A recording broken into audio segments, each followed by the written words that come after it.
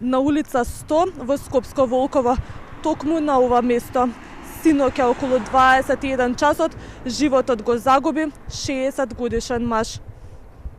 Трагите од крв се уште се видливи. Нем сведок на фаталниот удар по кој животот го загуби маж прегазен од автомобил кој го управувала 40 годишна жена. Неколку часа по несреќата, таа била уапсена. За жителите оваа улица одамна не е обична сообраќајница, туку црна точка каде смртта демне секоја ноќ. Овдека се вози преко 100 навечер, можда и 120. Стварно, не знам што да вам кажем, жално е што човек изгуби живот, ни крив ни дужан, а може да се деши još више жртве. Уколико МВР не преузме овие ствари овдека и градоначелник Александар, овај дел горе де, убитачни дел од тука се залетуват, да има лежеći полицајци, да има знак стоп, док или мара ми ќе да видиме безбедни. Треба статигнути полицајци, би било многу по-безбедно за децата како права. А после тоа и за други, за сите останати. Небезбедна сообраќајата. Небезбедена.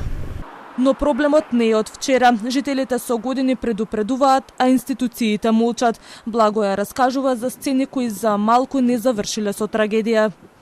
Пре годину дана мотори су летале овдека у дворишта, горе исто у куќа му легле со кола, овдека се преврну на кров. Среќа што на автобуска станица немаше народ тука.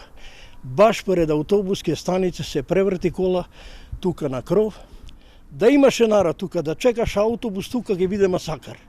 Од општина Ѓорче Петров велат дека главната улица е во надлежност на градот Скопје, но веруваат дека ќе преземат мерки кои се во нивна надлежност за зголемување на безбедноста.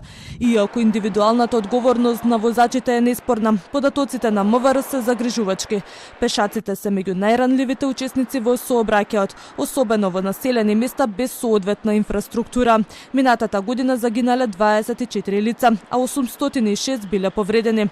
Од МВР велат дека со проектот Безбеден град бројот на повредени е намален за 20%, но за жителите прашањето останува дали ќе се реагира пред да загине уште некој или повторно по трагедија.